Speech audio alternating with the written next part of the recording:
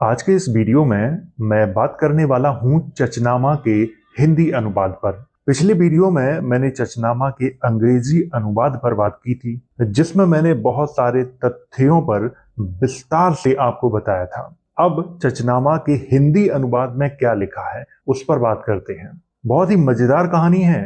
अंग्रेजी अनुवाद और हिंदी अनुवाद में थोड़ा सा फर्क है, परंतु बहुत सारे तथ्य ऐसे हैं जिन्हें आपको जरूर जानना चाहिए। आइए वीडियो की शुरुआत करते हैं।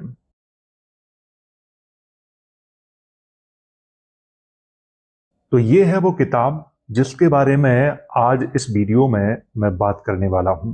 आप लोग इस वीडियो को पूरा देखना, क्योंकि इस वीडियो में आपको बहुत ही अच्छी जानकारी मिलने वाली है। तो ये है प्रस्तावना। यहाँ पर मैं ज्यादा चर्चा नहीं करूंगा, बस मैं आपको इतना बता देता हूं कि अनुवाद करने में, हिंदी अनुवाद करने में हरीश चंद्र तलरेजा ने कौन कौन सी पुस्तकों का सहारा लिया है, उनके नाम आपको मैं बता देता हूँ। तारीख ए मासूमी, तहफलुकराम, श्री गोविंद खुसलानी द्वारा अंग्रेजी एवं सिंधी भाषा में लिखित चचनामा, श्री के आर मलकानी की पुस्तक द सिंध स्टोरी, मोहन गेहानी की पुस्तक हिस्ट्री ऑफ सिंध, इनका सहारा लिया गया है और इनको आपको ध्यान रखना है। एक बात आप लोग और जान लो कि चचनामा का हिंदी में अनुवाद करने के लिए हरीश चंद्र तलरेजा को किसने प्रेरित किया था? भाजपा के एक पूर्व सांसद हैं जिनका नाम है श्रीमान भानु कुमार शास्त्री। उन्होंने प्रेरित किया था। उन्होंने कहा था कि चचनामा का हिंदी में अनुवाद किया जाए, ताकि जो हिंदी के दर्शक हैं वो चचनामा की कहानी को जान सकें, चचनामा में क्या लिखा है वो जान सकें। तो पेज नंबर 35 पे क्या लिखा है, आइए वो देखते हैं। मैं पूरा आपको पढ़ के नहीं सुनाने वाला हूं, जो मुख्य बात है वो मैं आपको बताने वाला हूं। पिछले वीडियो में मैंने बताया था कि राजा दाहर ने अपनी बहन से शादी की थी, उसी की यहाँ पे बात चल रही है।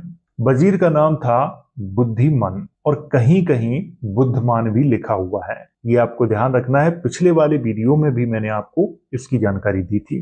तो वजीर ने कहा था यहाँ पे कि अच्छा, तो यह होगा कि आप उससे यानी बाई से विवाह करें और अपने साथ राजगद्दी पर बिठाएं, परंतु शादी के पश्चात शारीरिक संबंध से किनारा करें। नाम के लिए तो आपकी विवाहित पत्नी होगी और राजपाट आपके हाथ में रहेगा, किसी अन्य अज्ञात व्यक्ति के हाथ में राज नहीं जाएगा। तो ये सलाह किसने दी थी? ये सलाह दी थी राजा दाहर के वजीर ने। इसके बाद राजा दाहर ने क्या किया था कि जो उनके विश्वसनीय व्यक्ति थे उनको बुलाया था और उनके सामने इस बात को रखा था कि क्या हमें अपनी बहन से शादी करनी चाहिए कि नहीं करनी चाहिए। लेकिन इसका किसी ने भी सही जवाब नहीं दे पाया था और अंत में फैसला क्या हुआ था कि जो वजीर ने कहा था वही माना गया था। और पेज नंबर 37 पर लिखा है कि राजा दाहर ने अंदर जाकर अपनी बहन को चुन्नी ओढ़ाई और अंगूठी के अतिरिक्त दूसरे जेवर भी पहनाए। इसके पश्चात अपनी तलवार से शादी की रस्में पूरी की और उसकी साड़ी और अपने दोसाले से गांठ बांधी और राजगद्दी पर साथ में बिठाया। तारीख ए मासूमी में कहा गया है कि दूल्हा दुल्हन की शादी हिंदू रस्मों से आग के चारों तरफ फेरे लेकर हुई थी। किसमें कहा गया है? एक तारीख ए मासूमी नाम की पुस्तक है, उसमें कहा गया है। आगे अनुवादकार ने ऐसा लिखा है कि यह बात सोचने जैसी भी नहीं, फिर विश्वास करना तो दूर, राय दाहर और बाई का विवाह है। क्योंकि अनुवादकार का मानना है कि ऐसा हो नहीं सकता है, क्योंकि हिंदुओं में कभी भाई बहन से शादी नहीं होती। इसीलिए अनुवादकार ने यहाँ पे अपने विचार प्रस्तुत किए हैं। लेकिन शादी का जिक्र बहुत सारी किताबों में किया गया है और चचनामा के अंग्रेजी अनुवाद में क्या लिखा था वो भी मैंने आपको पिछली वीडियो में बताया था। बहुत सारे विद्वान ऐसा मानते हैं कि शादी नहीं हुई थी। क्यों नहीं हुई थी?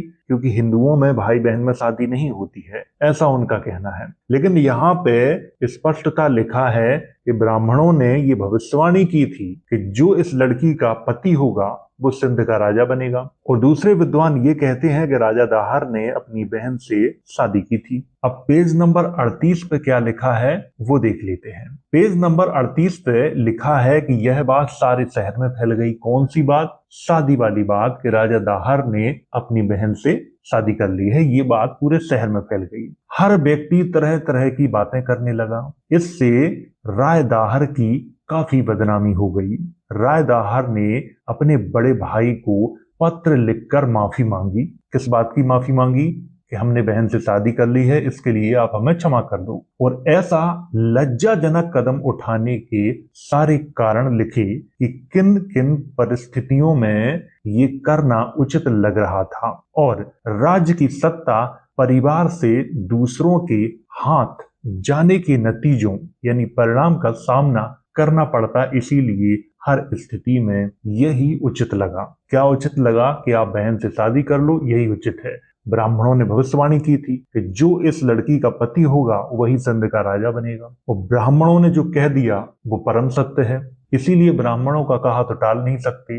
पेज नंबर 58 पे उसी कहानी की चर्चा की गई है। सरादीप, सरादीप यानी श्रीलंका कि राजा ने कुछ तोहफे और मोती आदि नावों के द्वारा हज्जाज के पास भेजे। कुछ नायाब हीरे मोती और हबसी पुरुष और स्त्री गुलाम खलीफा के लिए भेजे। इस टोली में कुछ मुसलमान औरतें भी सम्मिलित थीं। यह काबा शरीफ की जियारत के लिए जा रही थीं। नावों का बेड़ा जब काजरान रियासत की सीमा पर पहुंचा तो जोरदार तूफान आ गया। नावों का रुख बदल गया और देवल बंदरगाह की ओर जाने लगी।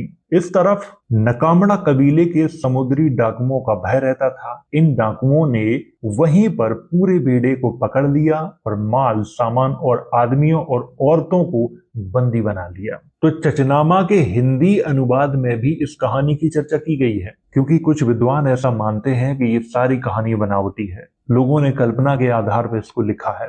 अब इसको कल्पना के आधार पर लिखा गया है कि तथ्यों के आधार पर लिखा गया है, इसके बारे में कोई भी व्यक्ति सही जानकारी नहीं दे सकता। लेकिन ये कहानी आपको अधिकतर किताबों में मिलती है। अंग्रेजी अनुवाद पढ़ लो, सिंधी अनुवाद पढ़ लो या हिंदी का अनुवाद पढ़ लो, उसमें भी ये कहानी मिलती है। अब पेज नंबर 59 पे इसी कहानी के बारे में लिखा है। हज्जाज ने नए खलीफा हजरत वलीद से आज्ञा लेकर हिंद और सिंध के विरुद्ध जिहाद यानी धर्म युद्ध का ऐलान कर दिया था। अब क्यों हुआ था ऐसा? ऐसा इसलिए हुआ था कि माल लूट लिया। इसके बाद राजा दाहर से कहा गया कि आप माल वापस करिए। राजा दाहर ने कहा कि वो तो डाकुओं ने लूटा है, हमने तो लूटा नहीं है और डाकू मेरी प्रजा नहीं है। तो इस तरह से राजा दाहर ने मना कर दिया था और ये बात बुरी लग गई थी हज्जाज को और खलीफा को, दोनों को। खलीफा ने आदेश दिया हज्जाज को और हज्जाज ने क्या किया था कि हिंद और सिंध के विरुद्ध जिहाद का ऐलान कर दिया था। और पेज नंबर 63 पर मोहम्मद बिन कासिम की वंशावली की चर्चा की गई है कि मोहम्मद बिन कासिम किसका बेटा था। बहुत सारे इतिहासकारों ने ऐसा लिखा हुआ है कि हज्जाज का वो दामाद था, भतीजा भी था और दामाद भी था, लेकिन ये गलत है। यहाँ पे क्या लिखा है कि हज्जाज के चाचा मोहम्मद के बेटे का बेटा था। कौन? कासिम। इसको आपको ध्यान रखना है। और हज्जाज इराक का गवर्नर था। जब हज्जाज बिन यूसुफ ने हिंद और सिंध के विरुद्ध जिहाद का ऐलान कर दिया था, तभी मोहम्मद बिन कासिम के नेतृत्व में सेना भेजी थी। और यहाँ पे विवरण दिया गया है देवल का। देवल के बारे में इसी किताब में लिखा है कि देवल शहर के बीच में एक बड़ा और ऊंचा मंदिर था। ऊपरी भाग में चौड़ा गुंबद भी था। उस गुंबद की चोटी पर हरे रंग का सिल्क का झंडा लगा हुआ था। इस मकान की ऊंचाई 60 फुट थी और गुंबद भी इतना ही ऊंचा था। यहाँ पर मैं आपको थोड़ा सा समझा देता हूँ। मोहम्मद बिन कासिम जब देवल आया तो वहां की चर्चा की गई है। देवल के बारे में बताया गया है यहाँ पे। जैसे ही इस्लामी लश्कर देवल निवासियों को नजर आया तो किले के अंदर के लोग लड़ाई के लिए बाहर आ गए। जो किले में जो लोग थे तो वो लड़ाई करने के लिए बाहर आ गए, परंतु अरब लश्कर को युद्ध करने का आदेश नहीं था। इसी प्रकार 7 दिन व्यतीत हो गए। अंततः हज्जाज की ओर से 8वें दिन पत्र द्वारा युद्ध की मंजूरी आ गई। मोहम्मद बिन कासिम ने तुरंत ही सफबंदी कर ली और हमले का ऐलान कर दिया। सिंधी लश्कर को पीछे हटकर किले में शरण लेनी पड़ी। चूंकि इस्लामी लश्कर को किले के अंदर जाने में मुश्किलें थी, इसीलिए उन्होंने किले को घेर लिया और बैठ गए। यहाँ पर जो किले शब्द लिखा है ये किला के लिए प्रयुक्त किया गया है, आपको ये ध्यान रखना है। इसके बाद क्या हुआ कि अचानक से किले में से एक ब्राह्मण बाहर आया और ऊंची आवाज में रहम की प्रार्थना करने लगा और कहा कि भगवान तुम्हें तुम्हारी उम्र बख्शे। ये किससे कहा था ब्राह्मण ने? ये मोहम्मद बिन कासिम से और उसकी सेना से कहा था। हम अपने ज्योतिष के ज्ञान से जान चुके हैं कि इस्लामी लश्कर की सिंध पर विजय होगी और सारे काफिर भाग निकलेंगे, परंतु इस मंदिर में एक तिलिस्म है, यानी माया जाल है। जब तक मंदिर अपनी जगह कायम है, आपके लिए किले पर कब्जा करना असंभव है। आप कोशिश करके मंदिर का गुंबद गिराएं और ऊपर लगे हुए झंडे को तोड़कर टुकड़े टुकड़े कर दें। इसके पश्चात ही आपकी सफलता की संभावना हो सकती है। ये किसने कहा था? एक किले से ब्राह्मण निकल के आया था, उसने कहा था। यहाँ पर मैं किले को किला ही पढ़ूंगा, आप लोग इस चीज को ध्यान रखें, वरना आप बाद में कमेंट करके कहेंगे यहाँ पर किले लिखा हुआ है, किला नहीं। लेकिन अनुवाद में किले ही लिखा हुआ है, लेकिन मैं अपनी भाषा में इसको किला कहूंगा। तो अब आपको समझ में आ गया होगा इतना। उस समय के इतिहासकारों का कहना है कि उस ब्राह्मण का नाम सोदेव था या सतदेव था, जो किले से बाहर आया था और उसने मोहम्मद बिन कासिम से ये कहा था कि हम अपने ज्ञान से जान चुके हैं कि इस्लामी लश्कर की सिंध में विजय होगी और सारे काफिर भाग निकलेंगे, लेकिन तुम सिंध पर विजय तब तक हासिल नहीं कर पाओगे जब तक इस मंदिर को ध्वस्त नहीं करोगे। इस पे जो झंडा लगा है उसको तोड़ ताड़ के नीचे नहीं गिरा दोगे, तब तक तुम्हें सफलता नहीं मिलेगी। इसके बाद क्या हुआ था कि मोहम्मद बिन कासिम ने उस ब्राह्मण की बात को मान लिया था और मंदिर को ध्वस्त कर दिया था। यहाँ पे एक बात मैं और बता दूं, अंग्रेजी अनुवाद में इसको बुद्ध मंदिर लिखा हुआ है, लेकिन हिंदी अनुवाद में केवल मंदिर शब्द का प्रयोग किया गया है। अब पेज नंबर 70 पे क्या लिखा है वो देख लेते हैं। मैंने यहाँ पे हाईलाइट कर दिया है, आपको ये ध्यान रखना है, जो जो हाईलाइट किया है वही मैं आपको बताने वाला हूँ, एक एक चीज मैं आपको बताने वाला नहीं हूँ, क्योंकि सिंध के इतिहास के संबंध में मैं एक पहले ही वीडियो बना चुका हूं और उस वीडियो में ये सारी बातों की मैं चर्चा कर चुका हूं। लेकिन ये वीडियो मैंने खास तौर से इसलिए बनाया है ताकि मैं आपको ये बता सकूं कि हिंदी अनुवाद में ही कुछ कुछ वैसी ही बातें लिखी हैं जैसी अंग्रेजी अनुवाद में लिखी हैं, जैसे कि मैंने पिछले वीडियो में आपको बताया था। तो पेज नंबर 70 पे क्या लिखा है? फिर किले से एक ज्योतिषी बाहर आया, यानी फिर से एक ब्राह्मण बाहर आया कि मुझे हमेशा भविष्यवाणी को पढ़ने और किताब से अभ्यास करने की आदत है। जहां तक मैं समझ सका हूं, हिंद की मौजूदा हुकूमत का जल्द ही अंत होने वाला है और मुसलमानों का शासन प्रारंभ होने वाला है। मैं किले में मुसलमान कैदियों, मर्द और थोड़ी औरतों को ढांढस बंधवाता रहा हूं कि धीरज रखें, जल्द ही इस्लामी लश्कर जीतने वाला है। अब अगर आप मुझे और मेरे परिवार को क्षमा करके जीवन दान दें तो मैं लौटकर कैदियों को अच्छे और शुभ समाचार सुनाकर प्रसन्न और उत्साहित करूंगा। ये किसने कहा था? एक ज्योतिषी ने कहा था। किससे कहा था? मोहम्मद बिन कासिम से और उसकी सेना से। अब यहाँ पर सोचने समझने वाली बात है, एक तरफ तो विदेशी आक्रमण कर रहे हैं तो दूसरी तरफ राजा के ही दरबारी किले से बाहर निकल के आ रहे हैं और दुश्मन सेना से ये कह रहे हैं कि तुम अगर मेरे परिवार को जीवन दान दो, तुम्हें जो मुसलमान कैदी यहाँ पे बंद हैं उन्हें अच्छे और शुभ समाचार सुनाकर प्रसन्न करूंगा, उत्साहित करूंगा। और मैं अपनी भविष्यवाणी से ये जान चुका हूं कि हिंद में जो मौजूदा हुकूमत है उसका जल्द अंत होने वाला है और मुसलमानों का शासन शुरू होने वाला है। अब पेज नंबर 106 पे क्या लिखा है, आइए उस पर बात करते हैं। यहाँ पर लिखा है कि रफियान में सिंधी लश्कर पर जीत प्राप्त करने के पश्चात मोहम्मद बिन कासिम राजधानी अलूर की ओर गया और किले को घेर लिया। राय दाहर उस समय किले के अंदर थे। वहां मंजनीकों का प्रयोग किले को तोड़ने के लिए किया गया, परंतु मंजनीकें बेअसर रहीं। मंजनीक क्या होता है? वो पत्थर फेंकने वाला जो हथियार होता है उसी को कहा जाता है। सिंधी लश्कर समय समय पर आक्रमण करता रहा, परंतु हर बार हार का मुंह देखना पड़ रहा था। दिन दिन में इस प्रकार की छोटी लड़ाइयां 7 बार किले के बाहर हुई।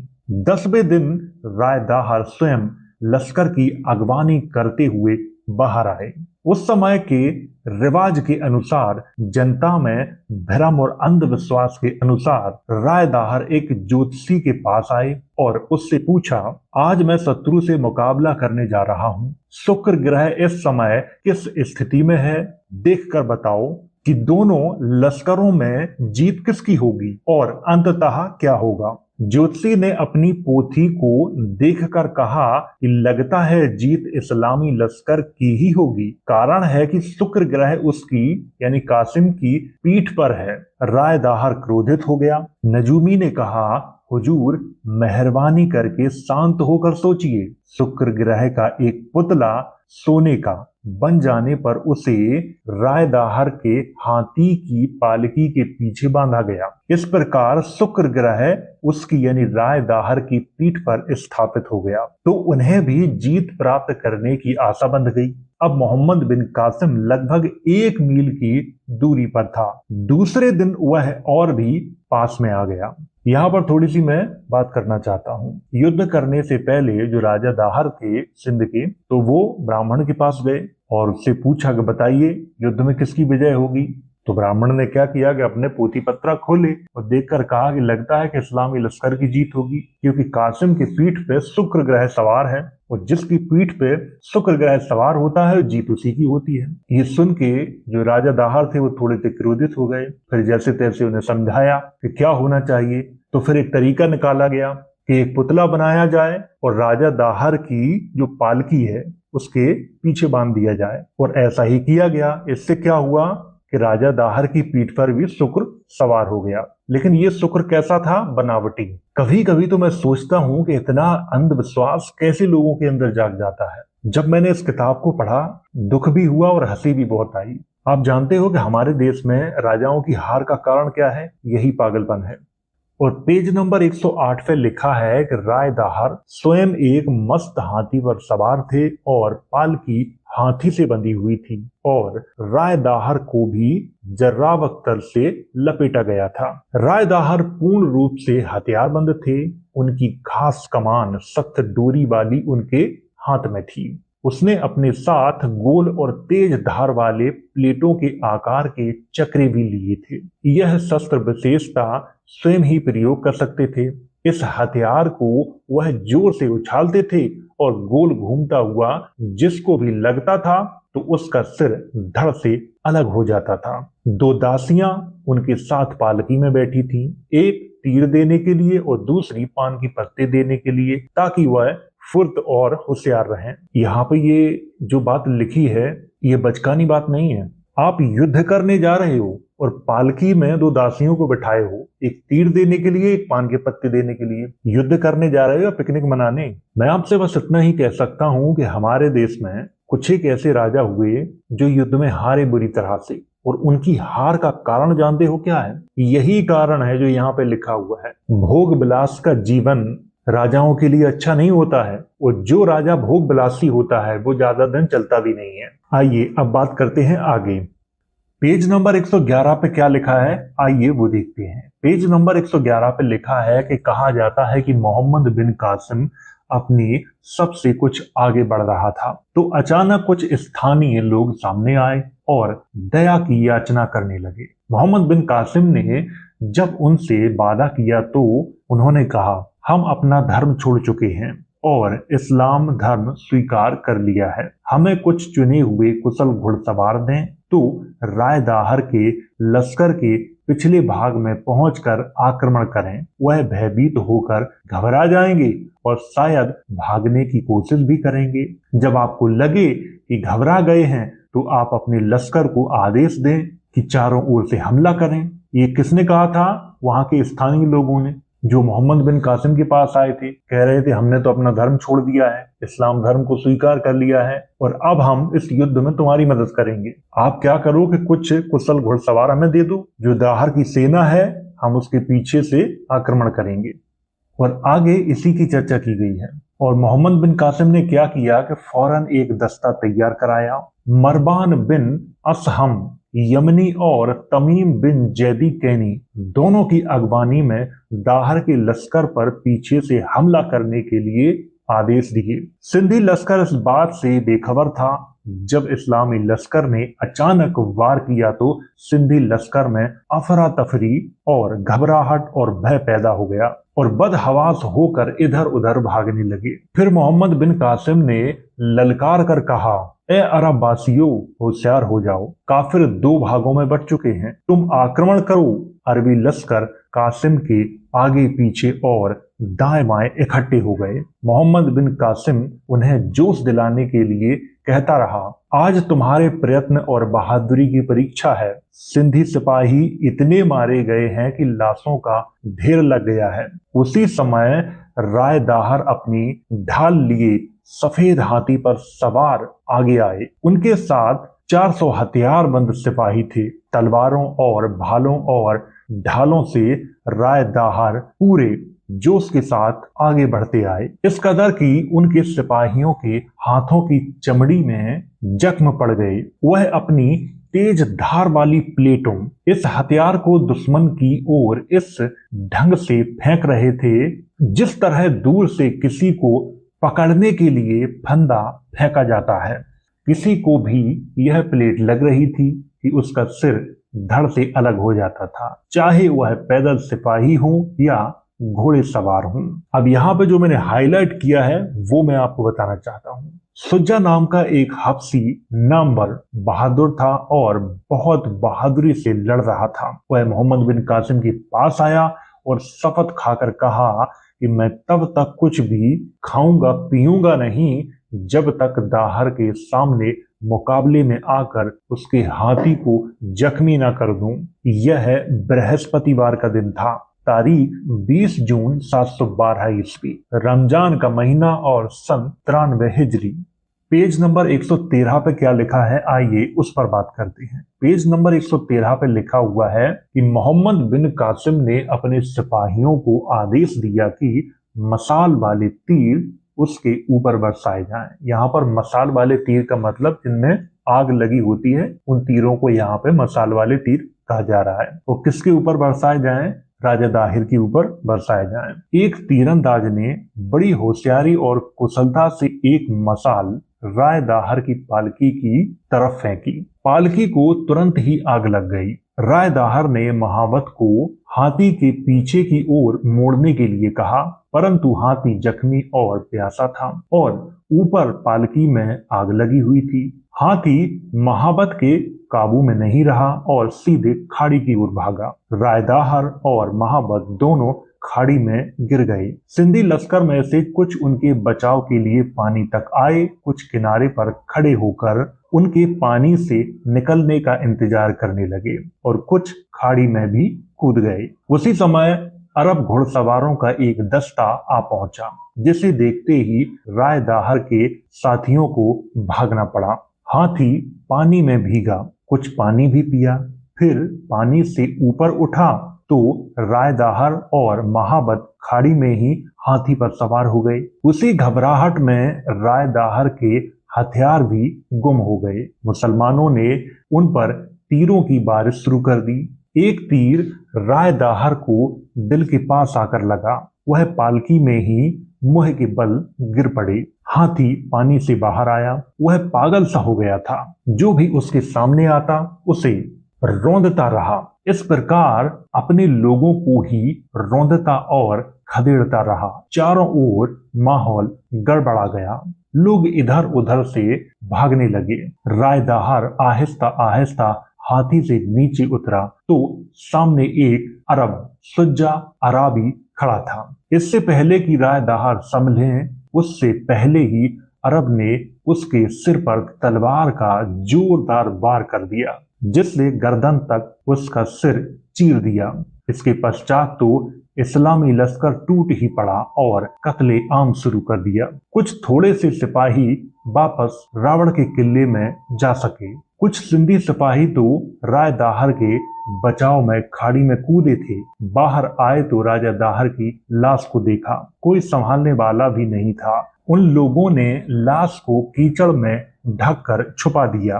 राय दाहर का देहांत बृहस्पतिवार के दिन तारीख 10 रमजान का महीना सन 93 हिजरी संभवतः 20 जून 712 ईस्वी को हुआ। क्या हुआ था? उनका देहांत हुआ था। मोहम्मद बिन कासिम ने देखा तो जैस बिन अकबी अमीर पास में खड़ा था। उससे कहा कि अपने सारे मित्रों को बताओ कि राय दाहर कहीं नजर नहीं आ रहे, होशियार रहें, हो सकता है कि वह अचानक से कुछ खतरनाक घटना न कर दें अथवा हमला न कर दें।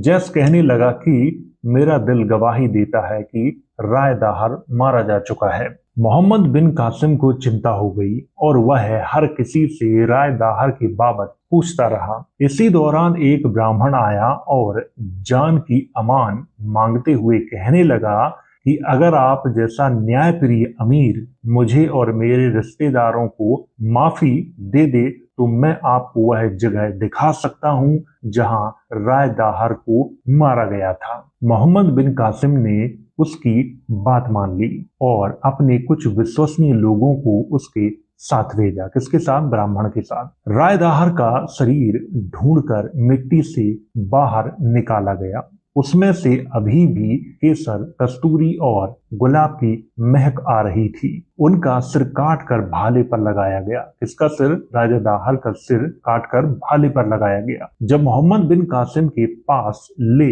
आए तो उसने राजा दाहर की पहचान के लिए किसी को बुलाया और कहा कि राय दाहर के साथ में जो 2 दासियां हाथी पर सवार थीं उन्हें बुलाया जाए। वह दासियां पहले से ही गिरफ्तार हो चुकी थी। उन्हें पहचान के लिए बुलाया गया। उन्होंने सिर की पहचान की। किसके सिर की? राय दाहर की सिर की पहचान की। यहाँ पर राय का मतलब राजा है, आप लोग ये ध्यान रखें।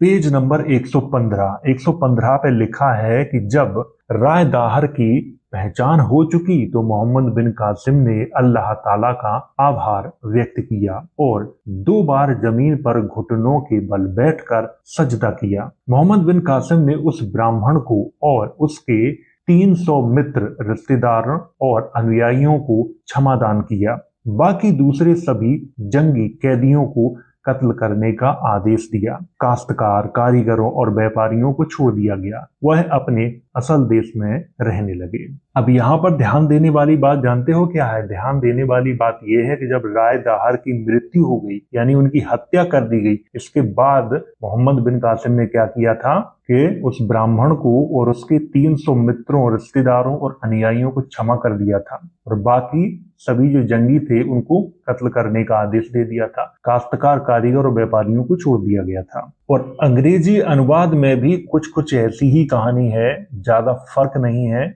बहुत कहानी मिलती जुलती है एक दूसरे से।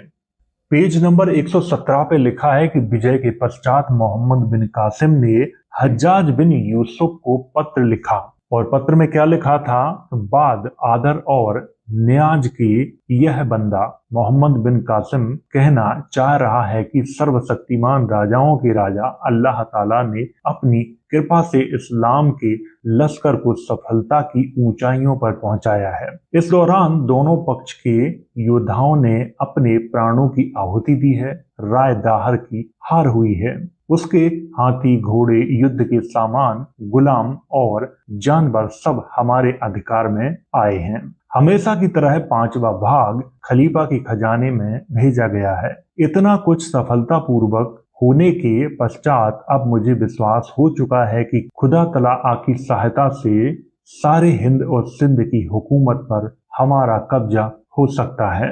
इसके बाद क्या किया गया कि राय दाहर का सिर इराक ले जाने के लिए सरम बिन अबी सारम हमदानी को दिया गया और अबू कैस को उसके साथ भेजा गया था। पेज नंबर 131 पे लिखा है कि ब्राह्मणों ने जब देखा कि अरब जनरल मोहम्मद बिन कासिम बड़ेरों का लिहाज रख रहा है तो वो भी कुछ इसी प्रकार की रियायत लेने के लिए निवेदन करने आए। शहर के सभी बड़ेरों और अमीरों ने गवाही दी कि ब्राह्मण समाज को हमारे यहाँ अधिक मान दिया जाता है और आम जनता में उनकी मान्यता भी है। मोहम्मद बिन कासिम ने उनकी अच्छी इज्जत अफजाई की और हुक्म जारी किया कि पूर्व में जिस तरह उनका स्थान कायम था वो ही दर्जा और मान्यता कायम रहेगी। उसका ये विश्वास था कि ये लोग भविष्य में कोई ऐसी शरारत या हरकत नहीं करेंगे। उसने शहर के सारे ब्राह्मणों की सभा बुलाई और प्रवचन दिया। राय दाहर के समय में आप लोगों के पास जवाबदारी वाले ओहदे यानी पद थे, इसीलिए आप अवश्य ही शहर और आसपास के इलाके में सभी आदमियों को पहचानते होंगे। मुझे बताओ कि कौन कौन ध्यान में रखने के काबिल है। नाम वाले बढ़ेरे जो हमारी दोस्ती और सहायता के हकदार हैं। आप लोगों के लिए मेरी राय अच्छी है। मुझे आप लोगों की ईमानदारी व वफादारी में पूर्णतः विश्वास है। मैं आप लोगों के सारे ओहदे ज्यों के त्यों कायम रख रहा हूं और रियासत का शासकीय कार्य भी आपके काबिल हाथों में सौंप रहा हूं। इसमें आपका पीढ़ी दर पीढ़ी हक कायम रहेगा, आपके कुटुंब और वंशजों के लिए भी। आप लोग इस व्यवस्था में किसी भी फेरबदल का संदेह ना रखना और ना ही ये हुक्म वापस लिया जाएगा।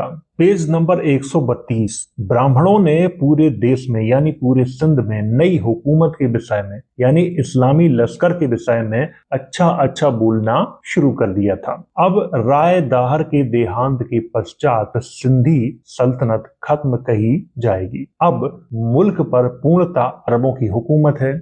इनके सामने सब एक जैसे हैं, छोटे या बड़े, शहरी या गांव वाले। उनका मतलब ये था कि अरबों के सामने जात पात स्थानीय धार्मिक विश्वास का कोई फर्क नहीं था। सबको एक ही दर्जे का मानते हैं। मोहम्मद बिन कासिम ने हमको आपके पास भेजा है ये विश्वास दिलाने के लिए कि सच्चाई को समझा जाए और अगर हम अरबों के सामने हथियार नहीं डालेंगे और कर नहीं देंगे तो हमारे पास ना तो धन संपत्ति रहेगी और ना ही जीविका के लिए कोई साधन। सच तो ये है कि हमारी स्थिति कमजोर हो गई है। केवल उनकी दया, भावना व अच्छाई से शान और इज्जत पा सकेंगे, वरना हमें अपने वतन से ढकेल दिया जाएगा। इसीलिए बेहतर यही है कि मुकर्रर किया हुआ राज कर अदा किया जाए, नहीं तो आगे चलकर